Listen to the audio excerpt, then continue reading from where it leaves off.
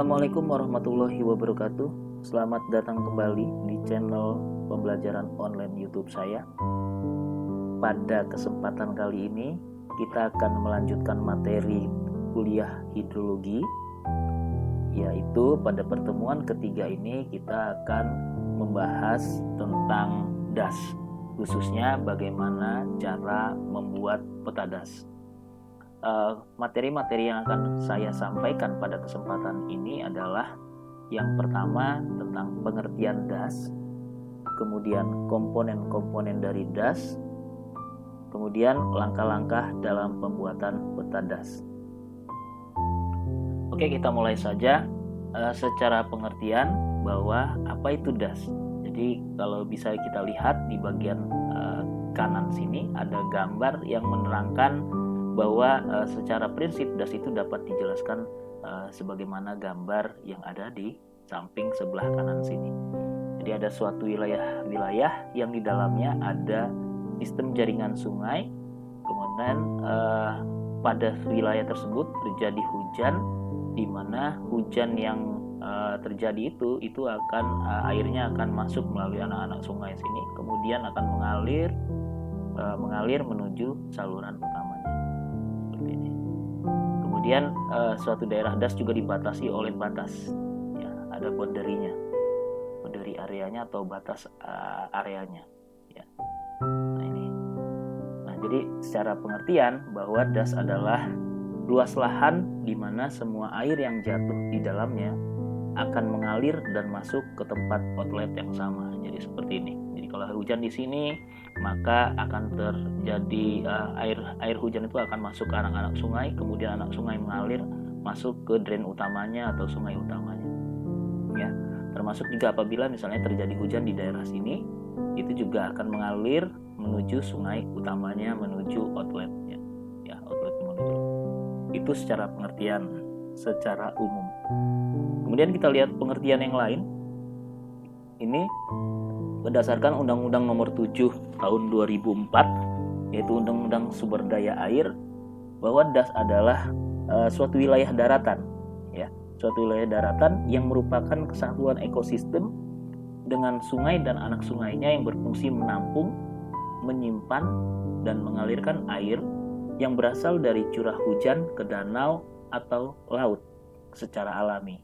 Ya, yang batas di darat merupakan pemisah topografis dan batas di laut sampai dengan daerah pengairan yang masih terpengaruh aktivitas daratan. Ini pengertian menurut Undang-Undang Nomor 7 Tahun 2004, Undang-Undang tentang Sumber Daya Air. Jadi bisa kita lihat di sini bahwa das itu dibatasi oleh sebuah batas, ya, batas wilayah yang dibatasi oleh batasnya. Nah, penentuan batasnya ini nanti akan kita pelajari pada bagian berikutnya. Nah, batas das seperti yang sudah saya sampaikan tadi, bahwa batas das itu ditentukan oleh topografi berdasarkan pengertian. Jadi batas dasnya itu ditentukan oleh topografi yang akan membagi antar dua atau lebih daerah cekungan atau tangkapan yang berdekatan, yaitu dengan batas seperti punggung bukit atau puncak. Jadi kalau saya ilustrasikan adalah sebagai berikut. Jadi ada suatu daerah, ya. Jadi daerah dengan kontur topografi sebagai berikut. Ini. Kemudian ini kita sebut sebagai punggung bukitnya. Ini punggung bukit. Kemudian ini punggung bukit. Kemudian pada masing-masing cekungan itu ada drainnya, ada saluran drain alaminya berupa sungai. Ini. Nah, kemudian batas punggung bukit ini merupakan batas dari das. Jadi kalau misalnya terjadi hujan di bagian sini, ini, maka air hujan yang jatuh pada permukaan tanah itu akan langsung mengalir menuju drain utamanya, ya, outlet utamanya. Kemudian gimana kalau misalnya terjadi hujan pada daerah sini misalnya, ya. Nah, hujan daerah sini, maka sebagian air akan mengalir ke bagian sebelah kiri ini menuju drain utamanya, dan sebagian juga akan mengalir ke bagian sebelah kanan menuju drain utamanya. Ya. Juga nanti kalau misalnya terjadi hujan di sebelah sini, ada yang ngalir ke arah sini dan ada yang ngalir ke arah bagian sebelahnya. Nah itu. Jadi sebagaimana pengertiannya bahwa batas das itu dibatasi oleh punggung-punggung bukit atau puncak-puncak bukit. Jadi jelas kalau saya berdasarkan deskripsi ini, maka untuk menentukan batas dasnya itu adalah batas punggung bukit tertingginya. Ya, jadi ini adalah wilayah das A.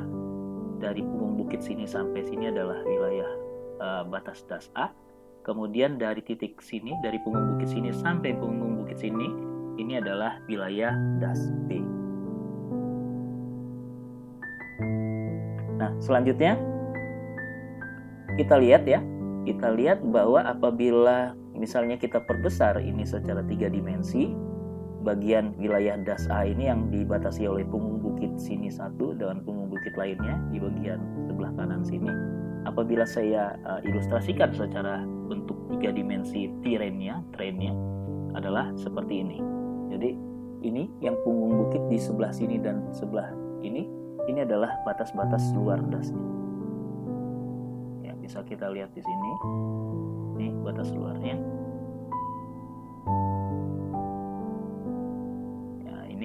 Kemudian di dalam sebuah batas cekungan ini terdapat sistem jaringan sungainya. Jadi ada sungai utamanya, ya, sungai utamanya ke arah sini. Kemudian ada anak-anak sungainya di dalam das ini. Semua berakhir pada atau mengalir dari anak sungai ini. Hujan yang turun akan dialirkan melalui anak-anak sungai menuju ke saluran utamanya sampai ke outletnya di laut. Ya. Ini adalah batas das. Baik, kita lanjutkan. Kemudian apa aja komponen das itu? Komponen das itu terdiri dari ada 5 komponen das. Yang pertama adalah batas das. Tadi batas das adalah batas dari punggung-punggung bukit atau titik tertinggi dari suatu kontur topografinya. Kemudian ada subcekungan atau subdasnya. Ya, subdasnya. Jadi kalau bisa jadi di dalam das ada subcekungan atau subdasnya. Kemudian ada drainase pembagi, ada jaringan sungai atau streamnya ya, jaringan sungainya. Kemudian ada titik outletnya. Nah, seperti ini gambarannya. Batas das itu adalah ini. Jadi yang daerah yang dibatasi ini adalah batas dasnya. Kemudian ada subcekungan. Nah, yang saya bilang tadi di dalam memungkinkan bahwa di dalam suatu das itu terdapat subcekungan atau subdas, misalnya di sini. Ya, ini outletnya untuk subdasnya yang seperti ini. Ya. Kemudian ada drainase pembagi. Drainase pembagi itu batas dari batas subcekungan ini atau batas das secara keseluruhan. Kemudian ada jaringan sungainya. Ini jaringan sungai. Kemudian ada titik outlet utamanya, itu outlet utamanya. Ya, kita coba lihat satu-satu. Yang batas das tadi sudah saya jelaskan. Kemudian kita lihat di bagian slide selanjutnya ini. Subcekungan das itu adalah das yang memiliki besar dan juga dapat berisi dengan das kecil yang disebut subdas atau subbasisnya. Kemudian drainase membagi itulah batas-batas antara das yang disebut drainase membagi. Kemudian outlet adalah titik tuang atau titik keluarnya adalah titik di permukaan di mana air mengalir keluar dari suatu daerah. Ini disebut titik terendah sepanjang batas das. Nah, seperti ini. Jadi ini adalah titik outletnya. Kemudian ini adalah watershed basinnya. Ya, watershed basinnya secara yang besar. Kalau ini subdasnya, sub watershed basinnya. Kemudian ini benderinya adalah batasnya. Oke, kita lanjutkan. Kemudian bagaimana tahap pembuatan peta das? Tahap pembuatan peta das itu dapat dilakukan secara manual ataupun secara digital dengan bantuan software. Ya, pada kesempatan ini nanti saya akan menjelaskan bagaimana membuat peta das dengan cara manual, langkah-langkahnya seperti apa. Juga akan saya jelaskan untuk membuat peta das dengan menggunakan software. Nah, langkahnya adalah pertama menyiapkan peta dasar. Peta dasar yang disiapkan adalah peta kontur lengkap dengan alur jaringan sungainya. Yang pertama itu, ini contohnya seperti ini. Jadi ada peta kontur ya. Ini ada garis-garis konturnya, kemudian ada sungainya, ada jaringan sungainya. Atau peta DEM, Digital Elevation Model. Ini yang saya pakai adalah DEM SRTM. Jadi seperti ini. Nanti akan lebih lanjut akan belajar tentang DEM SRTM itu seperti apa, datanya seperti apa. Ini ya. Kemudian setelah kita menyiapkan peta dasar, langkah selanjutnya adalah kita akan menentukan titik outlet dari das tersebut di mana yang mau kita justifikasi dasnya itu seperti apa. Jadi kalau ini adalah peta dasarnya, peta kontur dan peta jaringan sungainya, maka saya tentukan titik outletnya adalah di sini. Ini ada titik outletnya, ya, untuk bagian menggunakan peta kontur atau dengan menggunakan peta data SRTM, titik outletnya juga ada di sini. Itu yang langkah kedua. Kemudian langkah ketiga adalah saya menjustifikasi letak batasnya dari das tersebut.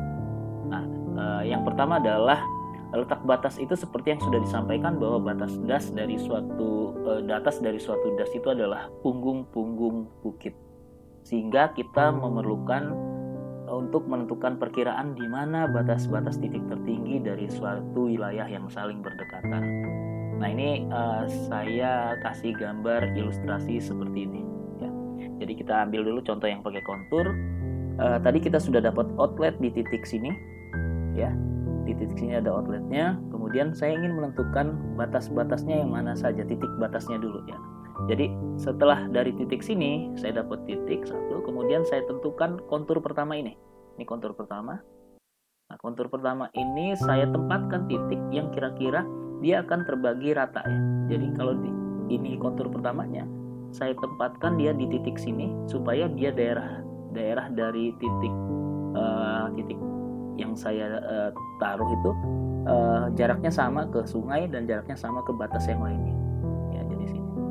Nah, kontur yang kedua yang mana? Kontur yang kedua adalah kontur yang sini ya. Kontur yang sini jaraknya kira-kira saya tempatkan titiknya itu bukan ya, penempatan titiknya itu kita melihat batas sungainya ke arah sini kira-kira sama ke batas luarnya. Kontur yang ketiga juga sama. Jadi saya tarik garis ke sini, saya tarik garis ini kira-kira sama.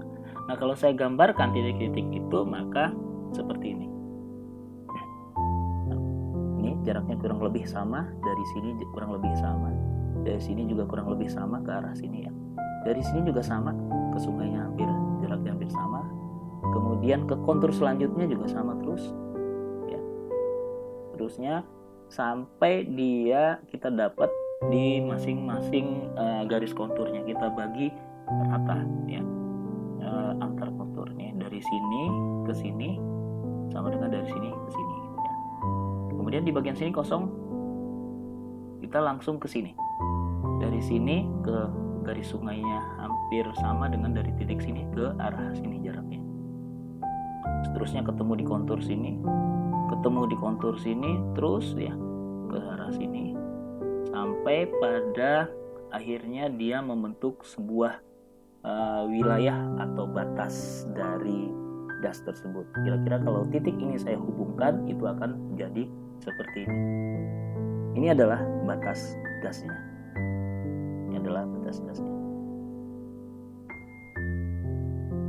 Kemudian yang selanjutnya adalah bagaimana kalau kita membuat peta das dengan data SRTM. Nah, data SRTM lebih mudah saat kita menjustifikasi atau membentuk peta dasnya. Karena data SRTM ini seperti yang kita lihat di sini. Ini gambarnya seperti ini ya. Gambarnya raster. Terlihat bahwa sini ada alur sungainya. Kalau diperbesar data SRTM itu kelihatan ada alur sungainya. Ini anak-anak sungainya, ini sungai utamanya. Kemudian ini anak sungainya juga. Nah, kemudian di sini kelihatan ada warna hijau, kemudian ke arah warna orange ya. Nah, kita lihat di sini bahwa dari warna hijau ke arah orange itu menunjukkan elevasi suatu wilayah. Kalau warna hijau elevasinya rendah. Semakin ke merah, orange sampai merah itu akan semakin tinggi. Nah, artinya kita bisa menentukan atau menjustifikasi batasnya itu adalah ini titik tertingginya, sudah pasti ini titik tertingginya karena daerah yang di sekitar warna yang orange ini. Nah, warna paling yang muncul di sini adalah warna orange. Jadi batas dasnya ini bisa jadi itu ada di sekitar sini garisnya. Nah, cara menentukan di mana letak garisnya itu adalah kita taruh ini di antara ini, justifikasinya adalah batas yang warna kuning itu sekitar sini, ya. Maka kita taruh di tengah-tengahnya. Jadi saya tarik garis di tengah-tengahnya ke arah sini, ke arah sini, ke arah sana sampai ke sini ya. Nanti kita ikuti sampai bagian atasnya. Di bagian sini juga kelihatan. Nah, jadi ini paling tingginya ke arah mana? Kita ke arah sini ya. Nah, sampai dia ketemu. Nah, kira-kira kalau ini saya gambarkan, ini hasilnya akan seperti ini. Hasil justifikasi saya. Ya, terlihat ya. Terlihat di sini bahwa outletnya, titik outletnya. Kemudian saya bagi dua nih. Nah, itu kira-kira itu. Nah, titik tertingginya ini, kemudian ke atas. Nah, sampai akhirnya dapatlah dia bentuk dari batas dasnya dengan sistem jaringan sungai di dalamnya. Ini sungai utamanya, kemudian ini anak-anak sungai. Nah, contoh satu lagi untuk penggunaan data SRTM itu ya seperti ini. Nah, ini kan sama ya. Tadi ada warna kuning ke warna hijau. Ya, kalau kita lihat tadi bahwa paling warna itu dari kuning ke merah itu semakin ke merah itu semakin gradasinya akan elevasinya akan semakin tinggi. Maka saya bisa menentukan bahwa titik outletnya adalah sini, kemudian ke arah sini cari daerah kuningnya paling tingginya, kemudian ke arah sini ya sampai dengan titik ke sini. Kemudian ini daerah kuning saya bagi dua kira-kira ke arah sini sampai sini ya, sampai sini ke arah sini. Kemudian selanjutnya masuk ke outletnya sini. Nah, kalau di justifikasi bentuknya akan seperti ini. Nah, mudah-mudahan kalian bisa memahami bagaimana menjustifikasi atau mengenerate dari data das tersebut. Kira-kira seperti itu. Nah, untuk yang ini secara manual. Pada saat ini membuat peta das itu akan lebih mudah ketika kita menggunakan aplikasi yang misalnya pakai ArcGIS ya. ArcGIS. Jadi aplikasi pemetaan untuk menjustifikasi peta das ya. Itu akan lebih mudah. Jadi kita tinggal menjalankan aplikasinya. Data yang digunakan adalah data SRTM ya. Nah, bagian lanjut dari video tutorial video pembelajaran online ini akan saya kombinasikan dengan bagaimana membuat peta das menggunakan aplikasi dari ArcGIS menggunakan data SRTM. Baik, saya lanjutkan. Kita akan belajar membentuk peta das dengan bantuan software. Jadi secara manual kita tadi sudah bahas sedikit. Kemudian ini adalah membuat peta das dengan bantuan software. Nah, dengan bantuan software yang saya gunakan adalah software pertama itu Global Mapper. Nih, Global Mapper. Kemudian ada ArcGIS ya, ArcGIS ArcMap ya. ArcGIS ArcMap. Nah, dua software ini yang akan kita gunakan untuk membentuk peta das dengan bantuan software tadi. Kemudian apa saja yang perlu dipersiapkan? Yang pertama adalah tadi kita butuh data ya. Data ini ada data batas daerahnya, batas daerah ya. Kita bicara batas daerah dulu, bukan batas das. Kemudian ada data SRTM. Nah, data SRTM dan batas das ini. Data SRTM dan batas das ini kita masukkan ke dalam software Global Mapper-nya. Caranya adalah dengan klik ini, Open Your Own Data. Kemudian kita pilih masuk ke foldernya tadi. Saya masukin ini. Semua data SRTM-nya saya klik di bagian atas, kemudian tekan shift. Di bagian bawah saya pilih, saya klik, kemudian terpilih semua, lalu saya klik open. Nah, kita tunggu sampai Global Mapper ini mengupload semua file-file yang data SRTM tadi. Nah, ini hasilnya. Jadi daerah Lampung ya, daerah Lampung bagian atau Sumatera bagian selatan. Kemudian selanjutnya adalah wilayah mana yang kita mau justifikasi batas dasnya. Nah, tadi saya punya data administrasi di Kabupaten Tanggamus. Jadi saya open lagi. Nah, ini batas Tanggamus, saya masukin Kabupaten Tanggamus, kemudian saya klik open. Nah ini kita tunggu ya, ini sudah, kalau saudara lihat ini muncul batas Tanggamus pada peta SRTM-nya. Nah kita lihat kalau kita klik di bagian sini, maka ini adalah wilayah Tanggamus. SRTM-nya yang kita ambil nggak semua, tapi kita cuma mengambil di wilayah Tanggamus saja. Nah sebelum masuk ke situ, maka sistem koordinatnya di sini, ini kita pakai koordinatnya adalah koordinat geografis. Saya rubah dulu di tool, configure, kemudian saya pilih projection.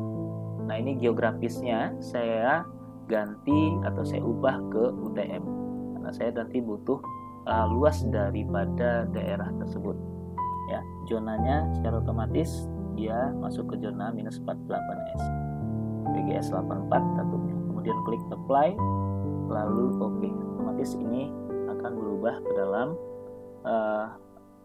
koordinat geografis. Nah selanjutnya bagaimana mengambil hanya sebatas data SRTM sini. Nah data SRTM sini kita ambil dengan menyimpannya jadi file, kemudian export, kemudian saya pilih export grid elevation format ya, export elevation grid format. Klik di sini, kemudian pilih ASCII grid, kemudian klik OK, kemudian klik OK lagi, lalu saya pilih tab export bound. Nah karena saya hanya memilih di bagian sini, maka saya crop select area ya, select area, kemudian klik OK. Dia akan diminta taruh di mana itu ya. Saya taruh di tadi SRTM ya, saya cari folder SRTM. Ini foldernya terserah bisa di mana saja, tapi kali ini saya taruh di SRTM. Saya buat dengan judul file dem Tanggamus ya, Tanggamus. Kemudian saya klik save. Kita tunggu ya.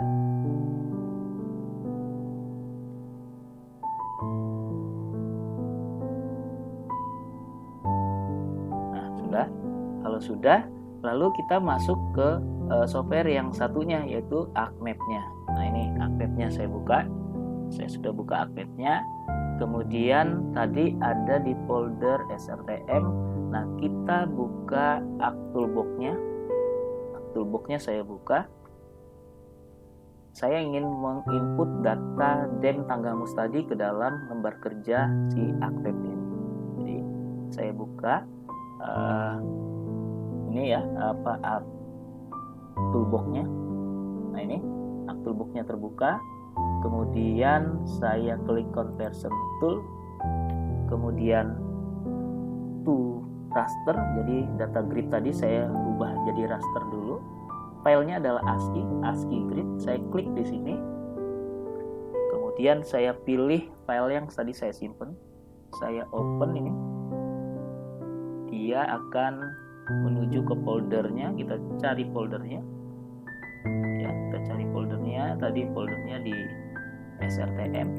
Nah ini, kemudian saya klik OK ya, kita tunggu sebentar. Nah kemudian outputnya saya biarkan dia di folder defaultnya, jadi nanti ada di administrator dokumen artis defaultnya sini ya. Kemudian saya klik OK.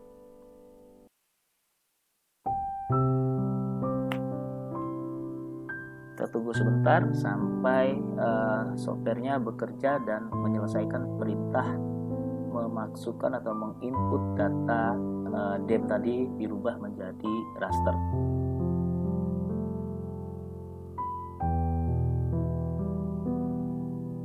Nah ini sudah jadi. Kalau sudah jadi ya ini sudah jadi. Ini adalah DEM-nya ya, DEM SRTM-nya. Lalu yang saya lakukan untuk membentuk peta DAS adalah, yang pertama adalah saya buka dulu, saya lakukan operasi dengan Spatial Analysis Tool. Ini Spatial Analysis Tool, saya klik bagian panah ini, kemudian saya pilih hidrologi ya, hidrologi. Ini hidrologi. Yang pertama saya lakukan adalah saya melakukan pengisian terhadap data SRTM ini, karena kalau saya besarin ini ya, saya besarin, kalau di dalam keadaan normal dan standar, dia nggak kelihatan ada bitik-bitik. Misalnya segini nggak ada kelihatan. Tapi kalau saya besarkan, ini ada bagian-bagian yang kosong datanya. Nah ini karena kosong datanya, saya isi dulu. Saya klik fill. Klik 2 kali fill. Kemudian raster image-nya dia adalah ini ya. Saya klik di sini. Kemudian sama, saya biarin outputnya di mana. Kemudian saya klik OK. Biarkan, kita tunggu sampai softwarenya menyelesaikan perintah. Ini sudah jadi, artinya sudah jadi ya.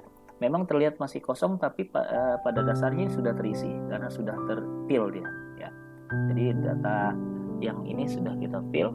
Selanjutnya kita klik flow direction, kita akan menentukan arah aliran ini dari ini. Input rasternya adalah fill. Kemudian kita biarkan outputnya, kemudian lalu klik OK. Nah, kalau kita lihat nih sudah jadi ya, flow directionnya, arah aliran. Jadi dari data DEM ini sudah dijustifikasi arah alirannya ke seperti ini. Nah, selanjutnya baru kita klik flow accumulation. Inputnya adalah input flow direction. Dia tanya flow direction yang mana ya, ini kita flow direction. Nah, outputnya dia menjustifikasi sendiri ditaruh di mana. Kemudian saya klik OK. Kita tunggu sampai software menyelesaikan tugasnya. Nah, ini sudah jadi. Nah, kalau kita lihat dari flow direction ini, kemudian kita bentuk jadi flow accumulation, ini kelihatan bahwa sudah alur sungainya sudah terbentuk. Nah, alur sungainya sudah terbentuk ya, sudah terbentuk alur sungainya. Lalu selanjutnya adalah baru yang terakhir adalah kita bentuk basinnya. Nah, basinnya atau watershed-nya ya, bisa pakai basin, bisa pakai watershed. Jadi kalau watershed kita menentukan outletnya di mana, tapi saya ingin menentukan seluruh das yang ada di Kabupaten Tanggamus. Saya pakai basin. Saya klik basin, dia tanya input flow direction. Jadi flow direction yang mana? Nah, ini tadi flow direction. Ya. Kemudian output rasternya nanti di dasnya ada di mana. Saya klik. Nah, itu. Ya, kira-kira ini sudah jadi dari dasnya. Jadi kalau tadi saya ada peta sungai di sini ya. Peta sungai di sini, maka ini tadi peta yang das yang mau kita bentuk tadi ya. Ini masih bentuknya raster. Jadi kalau saya tambahin sungai, ini sungainya ya, sungai besar, saya tambahin sungai besarnya ya. Ini kita kasih warna biru ini, kemudian saya tambahin. Nah, ini jadi bentuk dasnya tadi hampir mirip dengan yang kita justifikasi secara manual ya. Jadi ini outletnya, dia akan membentuk peta das secara otomatis. Nah, peta das secara otomatis ini yang bisa kita ambil, kita gunakan untuk keperluan analisis hidrologi selanjutnya. Oke, demikian yang bisa saya bagi pada video pembelajaran kali ini. Semoga bermanfaat. Jangan lupa untuk like dan subscribe channel YouTube saya, Julkar 9. Saya ucapkan wassalamualaikum warahmatullahi wabarakatuh.